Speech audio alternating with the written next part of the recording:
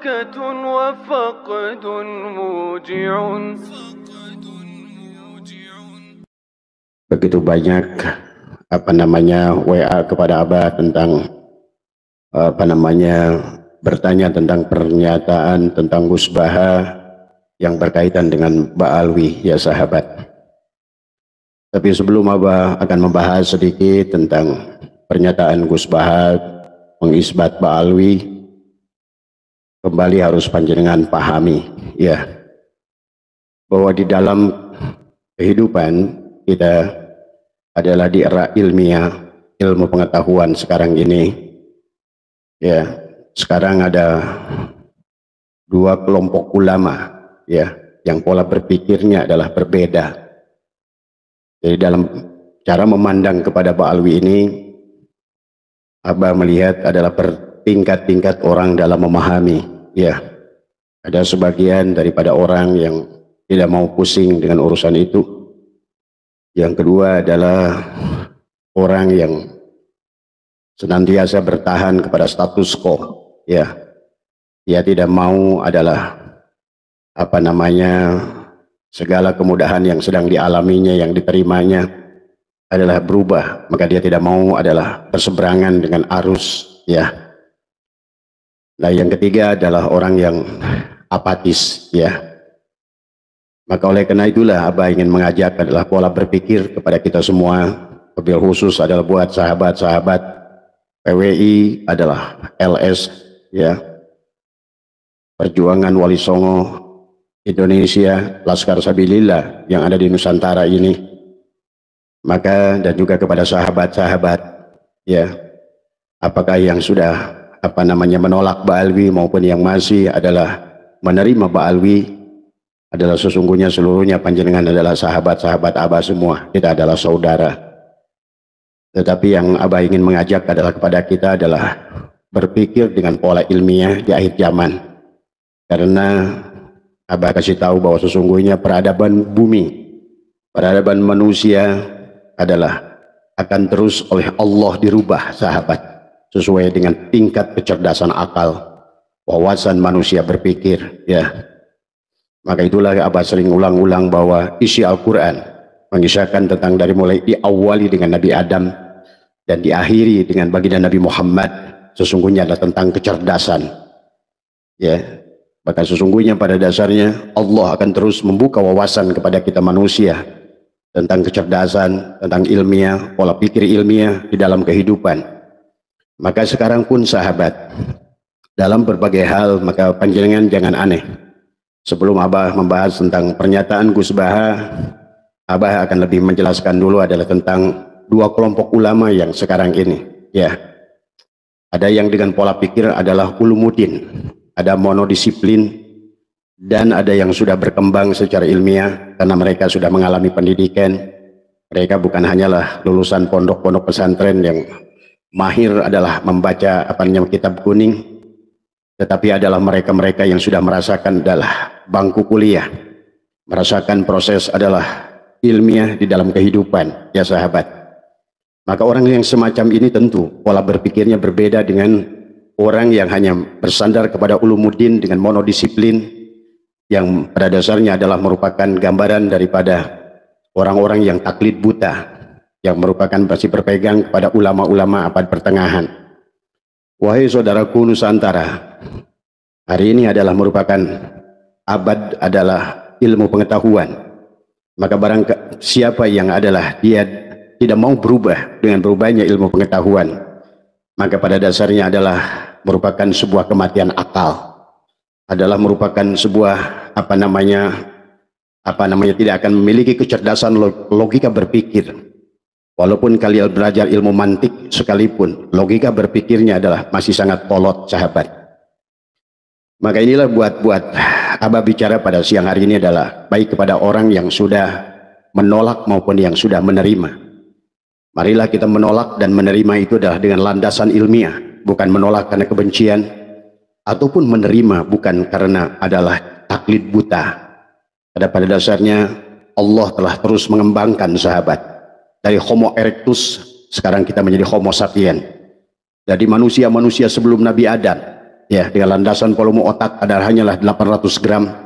Kemudian adalah Nabi Adam, generasi yang pertama memiliki yang disebut dengan manusia, adalah memiliki otak adalah sudah 1200 sampai 1500 cc atau 1500 gram.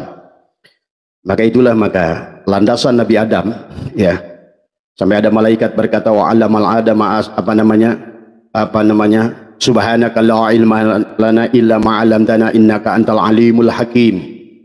Adalah ketakjuban malaikat kepada makhluk yang bernama Adam, ya, yang memiliki kecerdasan, yang sudah mampu memahami wa 'allamal adama asma'a kullaha. Adalah Adam yang sudah berpikir adalah ilmiah. Bayangkan oleh kita, kakek kita adalah sudah merupakan makhluk yang dengan prototipe adalah manusia-manusia yang berakal. Dan memang tujuan daripada Allah dalam Al-Quran, afala yatafakkarun, afala yatadabbarun, ya, afala ta'qilun, akan membawa bahwa agama ini adalah memang harus kita dalam mendahulukan, adalah kita harus tidak boleh keluar daripada landasan ilmiah. Itulah Allah berfirman dalam Al-Quran, wa may yattabi'u aktsaruhum illa dhonna. Dan sesungguhnya kata Allah, kebanyakan manusia adalah akan mengambil segala sesuatu itu adalah hanya dengan sangkaan. Padahal kata Allah, inna dhonna la yugni minal haqqi syai'ah. Dan ketahuilah sesungguhnya zon itu tidak akan bisa menunjukkan kebenaran sedikit pun. Wallahu adalah alimun, sahabat. Allah yang menegaskan sesungguhnya Allah maha mengetahui. Mengetahui itu adalah ilmu. Maka itulah ilmu bukan hanya sebatas tahu, sahabat. Ilmu dari kata alima, ya, ya'lamu ilman wa ma'laman fahuwa alimun wa dzaka ma'lumun. Maka diharapkan pada penghujung daripada ilmu itu adalah kalian adalah maklum. Dari alima sampai ma'lumun adalah sebuah proses pembelajaran, adalah bagaimana membuka pola pikir dan wawasan. Maka sahabat Nusantara yang insyaallah dimuliakan oleh Allah, dan juga sahabat PWI LS Nusantara dimanapun berada, maka jangan aneh kita sekarang menyaksikan dua kelompok ulama yang berbeda pola pikir. Yang pertama masih berpegang pada monodisiplin, adalah ulumuddin, adalah dengan ulama-ulama dengan filsafat keilmuan abad pertengahan, adalah hanya melakukan menggunakan taklid buta, dan dia tidak mau keluar daripada zona nyaman yang dia hadapi. Maka oleh karena itulah sekarang muncul adalah pernyataan, kalau seandainya adalah yang Abah dengar muncul dari Menteri Agama, Abah mengerti. Karena Abah secara pribadi sudah tahu beliau, kalaupun beliau adalah masih seolah-olah adalah mengakui Ba'alwi itu adalah duriat Rasul, hanya sebatas sebagai penghormatan, dan tidak mau beliau sebagai adalah pejabat negara adalah membuat keributan. Tetapi secara pribadi Abah mengerti tentang pola dan prinsipnya, karena Profesor Nazaruddin Umar adalah seorang profesor yang cerdas, ya. Ada pernyataan beliau sebelum menjadi Menteri Agama dan pernyataan beliau setelah menjadi Menteri Agama agak berbeda, sahabat. Itulah bedanya, kita harus maklum pada orang-orang yang duduk pada mendapatkan posisi sebagai adalah pejabat publik, tentu adalah tidak boleh menyampaikan sesuatu yang berseberangan dengan status quo, dengan arus, sahabat. Tetapi ada juga pernyataan ulama-ulama seperti adalah Abdul Somad, adalah pernyataan seperti adalah juga Gus Baha, adalah merupakan sebagai juga adalah Kiai Miftahul Akhyar, dan tokoh-tokoh lain, Buya Yahya dan lain sebagainya. Maaf ya, adalah mereka tidak salah, tetapi landasan pola mereka adalah berpikir kepada ulumuddin monodisiplin, ya, yang bersandarkan kepada filsafat ilmu pengetahuan abad pertengahan dengan menggunakan landasan taklid buta. Ia tidak mau berubah, ya sahabat. Adalah kebanyakan dari mereka adalah bukan peneliti, mereka adalah pembaca, mereka adalah penikmat. Maka segala apa yang mereka baca dan juga apa yang mereka dengarkan dari paparan orang lain, tetapi kalau mendapatkan dari sumber yang salah, karena tidak semua berita itu adalah benar, maka disinilah seseorang itu adalah apakah dia memiliki jiwa adalah peneliti atau bukan jiwa peneliti. Kalau jiwa peneliti adalah segala sesuatu informasi adalah menjadikan tantangan kepadanya. Bagaimana informasi itu adalah, karena diawali dengan alimah adalah pengetahuan, hanya tahu bagaimana dia sampai pada derajat adalah sampai wadaka ma'lumun, adalah maklum kepada segala sesuatu itu. Dia membutuhkan sebuah proses riset dan ilmiah, penelitian. ada segala sesuatu yang berkaitan dengan pengakuan, maka orang-orang yang memiliki landasan ilmiah tidak akan mudah. Bukan dia syuudzon, tetapi dia landasan berpikirnya tidak akan menerima sebuah kebenaran kecuali kebenaran itu adalah dia uji dulu. Itulah kenapa dalam kitab Sulamut Taufik, dalam kitab banyak kitab, bahwa dalam perkara segala apapun kita harus tasawur adalah bagaimana kita, apakah kita menerima atau menolak. Landasan menerimanya adalah harus ilmiah, dan melandaskan menolaknya juga adalah harus ilmiah. Kalau tidak dengan ilmiah, maka kita telah memberengus adalah akal yang sangat luar biasa yang telah Allah berikan kepada Bani Adam, yang mana Bani Adam, Nabi Adam sebagai khalifah yang pertama adalah diberikan volume otak adalah 1200 sampai 1500 gram. Supaya apa? Manusia itu adalah berpikir, dan memang Allah mengajak kita adalah selalu berpikir. Ya, demikian pula baginda Nabi, tafakkaru sa'atin khairun min ibadati alfi amin. Tafakkaru sa'atin khairun min ibadati sab'ina sanatin. Tafakkaru sa'atin khairun min ibadati sanatin. Baginda Nabi mengajak kita adalah bertafakkur. Tafakkur itu adalah berfikir. Berfikir itu adalah berpikir secara logis dan ilmiah. Karena memang kata Allah, wa may yattabi'u aktsaruhum illa dhanna. Karena kebanyakan manusia adalah yang di awal itu adalah diawali dengan don, sahabat. Maka tidak salah orang-orang yang bersandar kepada monodisiplin, ya, kepada ulumuddin yang landasannya adalah kepada fikih-fikih abad pertengahan. Pada dasarnya di sana adalah hanya akan dibahas tentang dosa dan dosa, ya. Tetapi adalah pada saat ulama-ulama yang kesini, sahabat, adalah merupakan ulama-ulama ilmiah yang pernah mengecap duduk di bangku perguruan tinggi, yang pernah membuat tesis, ya, yang telah melakukan sebuah riset penelitian daripada merumuskan persoalan kemudian membuat hipotesa. Dari hipotesa itu dia akan menguji hipotesa itu, dia akan mencarikan data-data adalah untuk mendukung hipotesanya sebelum sampai dia kepada sebuah natijah, apakah penelitian yang dia lakukan itu adalah sesungguhnya adalah menolak atau menerima. Maka demikian sahabat, dalam pola pikir manusia sekarang yang Abah saksikan, maka Abah tidak aneh, ya. Abah percaya orang-orang kayak Buya Yahya, orang-orang seperti Gus Baha, orang-orang seperti Uwas, orang-orang seperti Kiai Syukron Makmun, Kiai Miftahul Ahyar, ya sahabat, adalah orang-orang yang hebat dalam bidangnya masing-masing. Tetapi di dalam perkara yang lain, karena pas'alu ahla dzikri in kuntum la ta'lamun, maka sesungguhnya sehebat-hebatnya mereka, sahabat, tetapi dalam bidang ilmiah mereka ketinggalan. Gus Baha adalah orang yang luar biasa dalam ilmu tafsir, dalam ilmu fikih, tetapi adalah dia bukan ahli dalam ilmu sejarah dan ilmu nasab, ya sahabat. Maka oleh karena itulah, dengan dibagilah manusia adalah menjadi dua adalah antara multidisiplin dengan monodisiplin, adalah dengan yang berpegang kepada ad-dirasah al-islamiyah, ya, dengan landasan adalah hipotesa, landasan berpikir yang ilmiah. Maka pada saat segala sesuatu sebelum menerima dan menolak, dia akan uji, dia akan riset, ya. Apalagi sekarang sahabat, di akhir zaman ini ilmu pengetahuan sudah disempurnakan oleh Allah dalam kaitannya di bidang nasab. Sekarang ini ilmu genetikanya adalah ada ahlinya, dan Allah sudah menyuruh kepada kita, fas'alu ahla dzikri in kuntum la ta'lamun. Maka yang berkaitan genetika, tanyalah ahli genetika. Yang berkaitan dengan sejarah, tanyalah ahli sejarah. Karena ulama sehebat apapun, pada dasarnya kalau dia bukan ahli dalam bidangnya, maka dia adalah tidak bisa didengar apa yang disampaikannya. Cuma yang disayangkan adalah masyarakat awam di akhir ini adalah karena telah dicekoki adalah dengan doktrin-doktrin dan dogma adalah keagamaan, ya sahabat, adalah bukan diajak kepada pola berpikir secara ilmiah yang logis, pola berpikir tentang ajas manfaat, madarat dan maslahat, tetapi yang selalu ditariknya adalah kepada pola pikir filsafat ilmiah yang berada pada abad pertengahan, adalah taklid buta kepada apa yang mereka pernah dengar. Padahal tidak semua perkara yang mereka pernah dengar, sahabat, adalah merupakan sebuah kebenaran. Di dalam ilmu pengetahuan umum, sahabat, sesungguhnya hal yang demikian sudah biasa.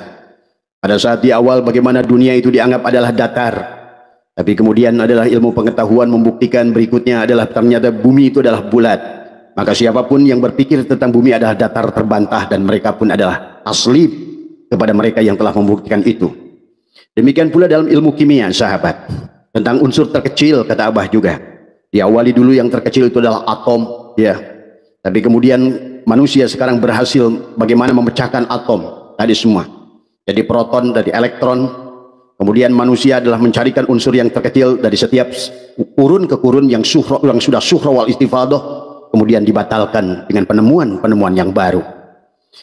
Karena Allah tidak akan berhenti, sahabat, ya, akan terus mengembangkan dunia ini. Maka kalau seandainya kita adalah berhenti pada pandangan monodisiplin dalam keilmuan, adalah dengan pola filsafat ilmu keilmuan adalah abad pertengahan di mana kita adalah taklid buta, berarti kalau demikian berarti Islam yang akan tertinggal oleh dunia lain. Maka inilah yang Abah harapkan kepada siapapun yang duduk di PBNU, apakah sebagai Syuriah PBNU, apakah sebagai Tanfidiyah PBNU, harus orang-orang yang memiliki landasan adalah merupakan fikih peradaban, fikih ilmiah yang harus dibangun, ya sahabat. Ya, apalagi yang berkaitan dengan apa duriat seseorang. Tidak bisa bagaimana adalah sebagaimana pandangan yang disampaikan Kiai Miftahul Ahyar tentang orang yang menolak Ba'al itu dikadap sebagai qadhaf, ya, menuduh orang lain itu berzina. Ini kan pola pikir yang sesungguhnya adalah apa namanya, tidak logis, pola pikir yang sesungguhnya adalah tidak ilmiah. Karena yang selalu dikaitkannya adalah filsafat ilmiah, adalah apa namanya, fikih tentang dosa. Kalau seandainya kita menolak dosa dan lain sebagainya, bukan dari segi manfaat. Ingat, dalam segala urusan agama itu, sahabat, selalu adalah dikaitkan kepada ajas manfaat.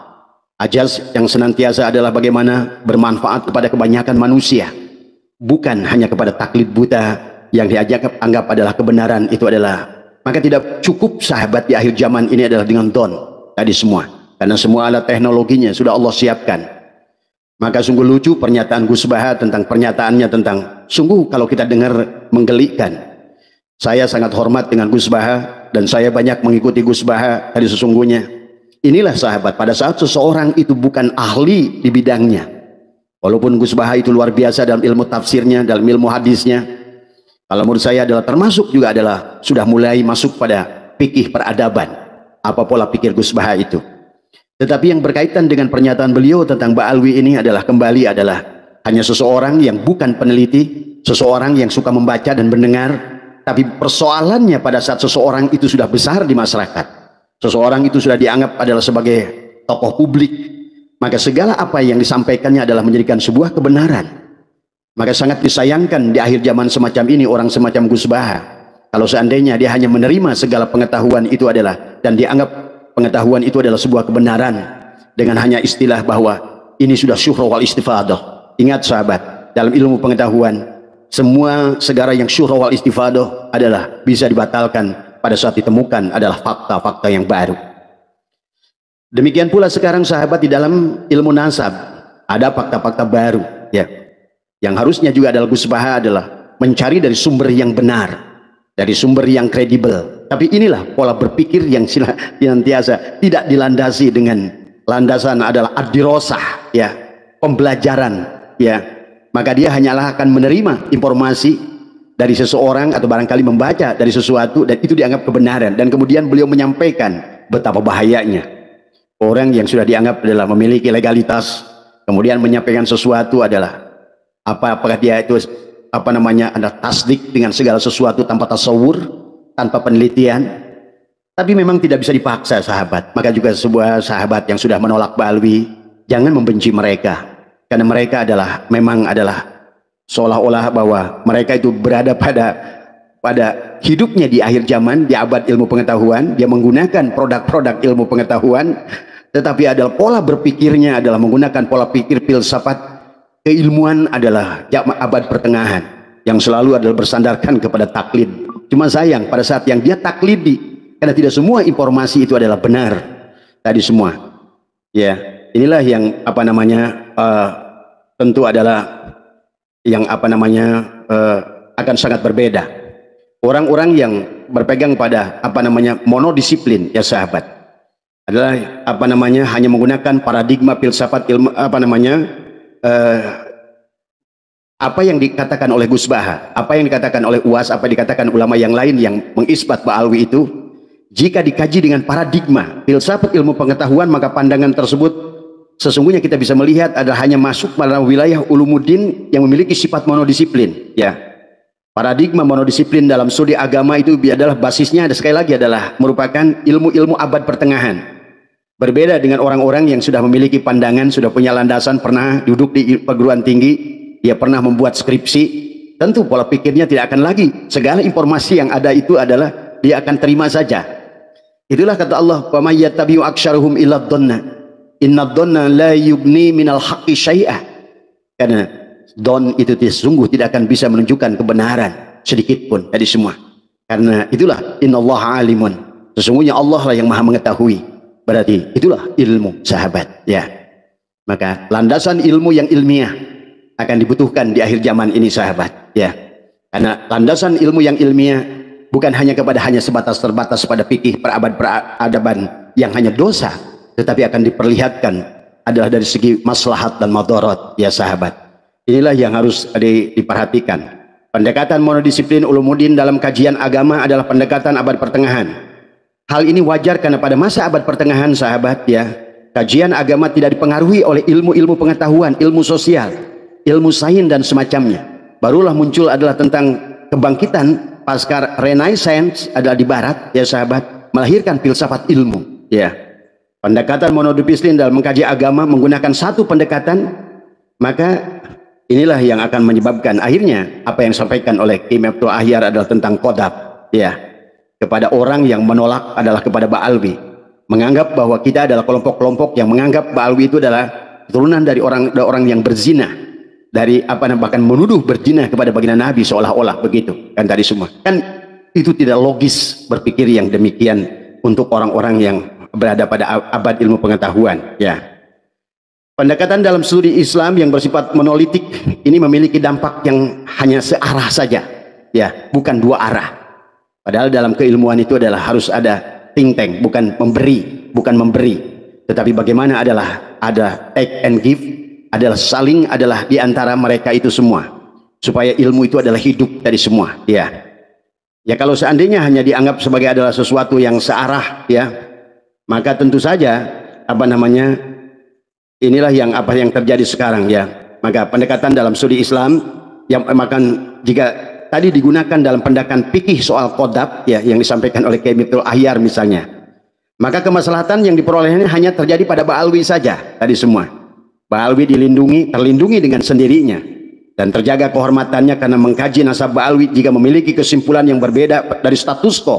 Selama ini dianggap nasab Ba'alwi adalah tersambung pada Rasulullah, maka yang berbeda dari status quo itu akan digeser persoalan dosa, dan tidak dosa di akhirat, bukan soal kemaslahatan. Ingat, sahabat, dalam ilmu fikih, ya sahabat, mungkin Anda dalam keadaan darurat maka babi pun boleh dimakan, itu kan sudah ajas maslahatan tadi semua, termasuk juga adalah menggunakan vaksin tadi semua, ya. Maka hari ini, sahabat, kalau kalian bersandar kepada fikih-fikih peradaban, tentu saja segala apa yang sekarang ini terjadi contoh adalah kemarin COVID, kita diuji dengan COVID. Maka disitulah, sesungguhnya walaupun di awalnya ada perdebatan, dikatakan bahwa vaksin ini buat daripada serum babi dan lain sebagainya, tetapi adalah faktanya adalah pada saat dikaitkan dengan hidup dan mati. Nah, ini adalah, maka itu akan masuk kepada ilmiah tadi semua, ya. Persoalan dosa dan tidak dosa adalah paradigma fikih yang oriented khas abad pertengahan. Sedangkan fikih kontemporer sudah menggeser ke persoalan maslahat atau tidak maslahat dengan dasar-dasar nilai kemanusiaan secara universal, ya. Nah, inilah misalnya contoh dari pendekatan-pendekatan ulama-ulama yang sudah multidisiplin akan memandang kasus Ba'alwi ini dengan pandangan yang berbeda. Misalnya satu, menjaga kehormatan Rasulullah dari orang yang mengaku-ngaku keturunannya. Coba mulai berpikir ke situ. Sebagian besar dari Ba'alwi, ya, tetapi berbeda dengan perbuatan mereka itu adalah berseberangan dengan sifat Rasul itu sendiri. Mereka mengaku duriat sebagai duriat Rasul, tapi tidak mencerminkan akhlak Rasulullah. Betul, mereka bukan Rasulullah, dan kita pun tidak mengharapkan mereka adalah berakhlak seperti Rasulullah yang sempurna, ya. Tetapi mereka adalah berbeda dengan akhlak Rasulullah. Mereka suka kehormatan, mereka suka kesenangan, suka kemewahan, suka mendoktrin, suka gulu kepada itu. Karena hal demikian tidak mungkin ada pada Rasulullah yang memiliki darah mulia yang ma'asum dijaga oleh Allah, menurunkan orang yang demikian rupa. Minimal jika Rasulullah itu 100%, dia ada 70% saja, sudah alhamdulillah tadi semua, ya. Jadi ini kalau seandainya kita dilihat kasus Ba'alwi ini dari aspek adalah multidisiplin, dari segi maslahat dan madorot tadi semua. Yang pertama adalah tentu yang menolak ini bukan untuk menolak duriat Nabi, untuk menolak dari orang-orang yang mengaku duriat Nabi tetapi tidak mencerminkan adalah kepada duriat Nabi. Maka segala perbuatan mereka itu akan menjadi kebenaran, padahal akhlak mereka adalah jauh daripada akhlak-akhlak orang-orang yang beriman misalnya tadi semua. Kemudian yang kedua adalah dampak dari pengakuan keturunan Rasulullah masuk ke wilayah sosial yang menyimpang pada nilai-nilai agama Islam secara universal. Kita lihat banyak menyaksikan bagaimana mereka adalah mendawir, ya.